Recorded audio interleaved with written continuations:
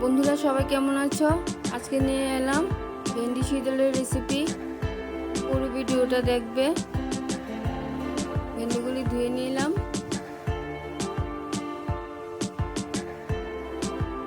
সবগুলি ভেন্ডি একই সাইজে কেটে নিয়েছি।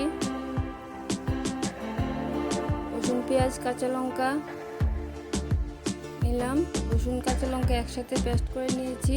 পেঁয়াজ কুচি করে নিলাম। সিদ্ধ শুকনো মাছগুলি আঁশ ছাড়িয়ে ভালো করে ধুয়ে নিলাম।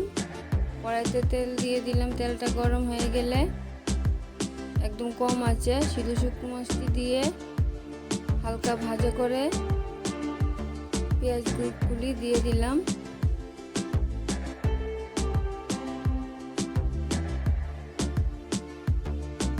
পেঁয়াজগুলি হালকা ভাজা হয়ে গেলে কাঁচা লঙ্কা রসুনের পেস্টটা দিয়ে একটু ভাজা করে নিলাম।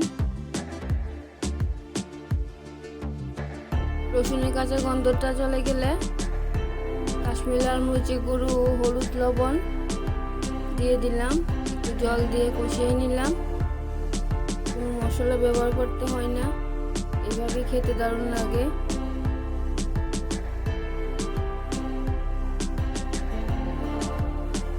জল দেওয়াটা স্কিপ হয়ে গেছে। মশলাটা ভালো করে কষিয়ে নিয়ে ভেন্ডিগুলি দিয়ে একটু জল দিয়ে দিলাম যাতে পুড়ে না যায়। এখন ভালো করে কষিয়ে নেব।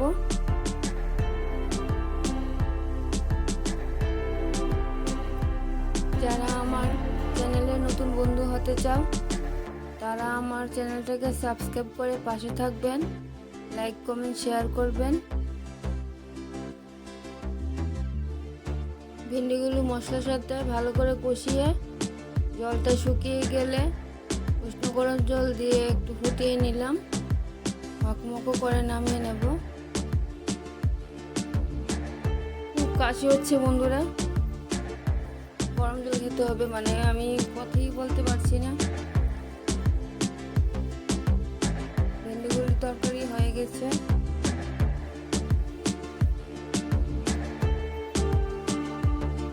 সিদ্ধ হয়ে গেছে, মাখো ঝোলও রয়ে গেছে।